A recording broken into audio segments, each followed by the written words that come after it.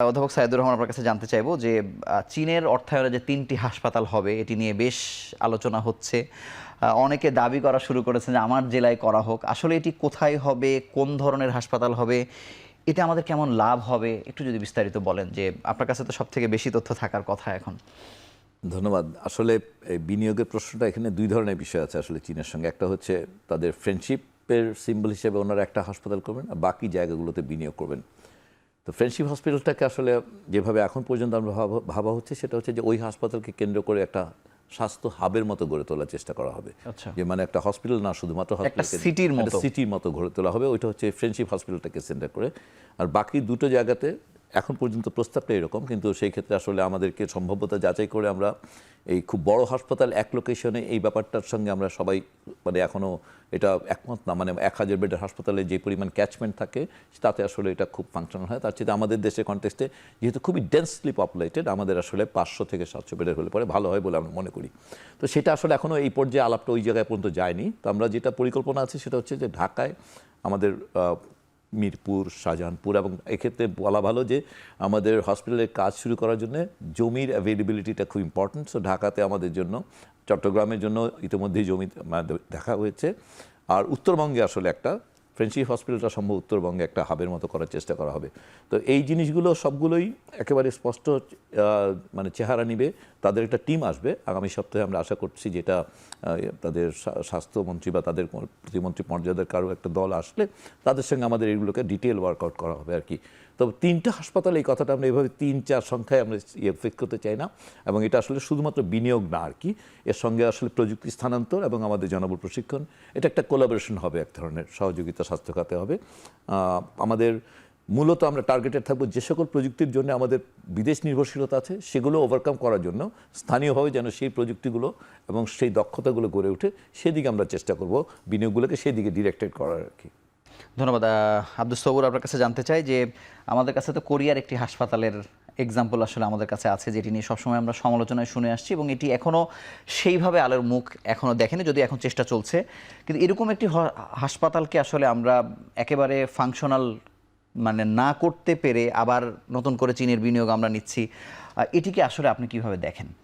এখন যেটা মাননীয় বিশেষ সহকারী বললেন, চিত্রটা তো এখনও পরিষ্কার না, কিন্তু কতকগুলো জিনিস আমার মনে হয় একটু পরিষ্কার হওয়া দরকার। যে এটি যদি ফ্রেন্ডশিপ হসপিটাল হয় তাহলে চীন সরকার কি এটা অনুদান হিসাবে দিচ্ছে নাকি বাংলাদেশকে, না লোন হিসাবে দিচ্ছে? চীন সরকার কি সরাসরি লোন দেবে, না চীন যে এশিয়ান ইনফ্রাস্ট্রাকচার ইমপ্রুভমেন্ট ব্যাংকের থ্রু দিয়ে লোন দেয় তার থ্রু দিয়ে দেবে? তার কারণ হচ্ছে যে আমাদের যতগুলো বহুজাতিক ব্যাংক আছে তার ভিতরে সবার চাইতে সুদের হার কিন্তু AIIBর বেশি। এটা গেল গল্পের একদিকটা। যদি বিনিয়োগের কথা ওঠে তাহলে কারা বিনিয়োগ করবে? সরকার বিনিয়োগ করবে না বেসরকারি বিনিয়োগকারীরা বিনিয়োগ করবে? ঠিক আছে। আর এই যে বড় হাসপাতাল, যে নর্থ বেঙ্গলের কথা বারবার শোনা যাচ্ছে, এখন ডাক্তার সাহেবদের ঢাকার বাইরে নিয়ে যাওয়া যাবে?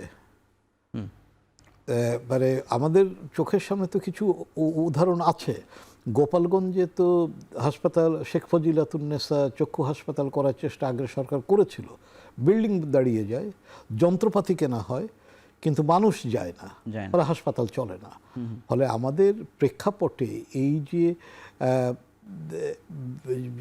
যে এত মানে সাদা হাতি তৈরি করব আমরা, তো সেই সাদা হাতির খোরাক কে যোগাবে আর সেটা কতটা ফাংশনাল হবে? আমি সাথে আরেকটি বিষয় আপনার কাছে জানতে চাই যে এই হাসপাতালগুলো হচ্ছে কি আমরা একটু চীনমুখী হচ্ছি, সম্পর্ক জোরদার করা হবে রাষ্ট্রের সঙ্গে, রাষ্ট্রের এই বিষয়টা মুখ্য কিনা, মানে আপনার কাছে কি মনে হচ্ছে? না, এটা হচ্ছে যে অবভিয়াসলি আমার কাছে যেটা মনে হয় যে জিনিসটার সূত্রপাত হচ্ছে দুই রাষ্ট্রের বন্ধুত্বের গল্প থেকে। ঠিক আছে। তো আগে এ ধরনের বন্ধুত্ব সীমাবদ্ধ ছিল সেতু নির্মাণের ভিতরে। তো সেতু নির্মাণে তো আমরা চীনের বন্ধুত্বপূর্ণ সেতু অনেক পেয়েছি। ঠিক আছে। এখন সেটি যখন হাসপাতালে নিয়ে যাওয়ার গল্পটা হচ্ছে, সেখানে প্রযুক্তি হস্তান্তরের কথা হচ্ছে, সব কিছুই হচ্ছে, কিন্তু দিন শেষে এটা চালাবে কারা? কোরিয়ায় তো আমরা 400 ডাক্তার পাঠিয়েছিলাম প্রশিক্ষণের জন্য, ফিরে এসে কয়জন তার জায়গাতে জয়েন করেছে, কয়জন সেই জায়গাতে কাজ করছে। তো এই জিনিসগুলো খুব পরিষ্কারভাবে না করলে পুরনো যে অভিজ্ঞতাগুলো আমাদের আছে, আর বড় বড় হাসপাতাল করে আমরা তো কেপিজি আরেকটা হাসপাতাল যেটা যে আশুলিয়াতে আছে, ওটাও তো সরকারের অর্থায়নই হয়েছে, যদিও সরাসরি সরকারের এই সমাজ কল্যাণ মন্ত্রণালয় অর্থ দিয়েছে বঙ্গবন্ধু ফাউন্ডেশনকে, বঙ্গবন্ধু ফাউন্ডেশন হাসপাতাল বানিয়েছে, ঠিক আছে। তার উপকার কে কতটুকু পাচ্ছে? তো ফলে বড় হাসপাতালের গল্প আমরা তো এর আগেও শুনেছি, দেখেছি। দিন শেষে জনগণ কতটুকু।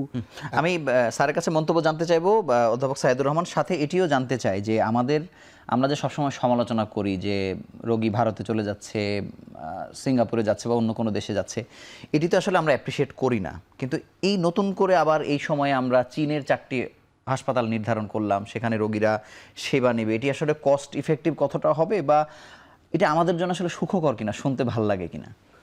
এখন এটা হচ্ছে দুইটা জিনিস এখানে, একটা হচ্ছে পারসেপশন, একটা হচ্ছে রিয়ালিটি। মানে পরিষ্কার হচ্ছে যে স্বাস্থ্যে যে মানুষগুলো বিদেশ যান যারা, ওনারা কিছু রিয়ালি তাদের সত্যিকারের প্রয়োজনে যান। জি। আর একটা বড় অংশের মানুষ যান হচ্ছে এটা একটা সংস্কৃতি, যে বিদেশমুখী, বিদেশে বাংলাদেশে যেতে ভালো চিকিৎসা হয়, অথবা ওনাদের যে ক্লাস, ওনারা সোশ্যাল ক্লাসে বিলং করেন, ওই সোশ্যাল ক্লাসে এটা ওনারা ম্যাচ করে না, সেই জন্য যান।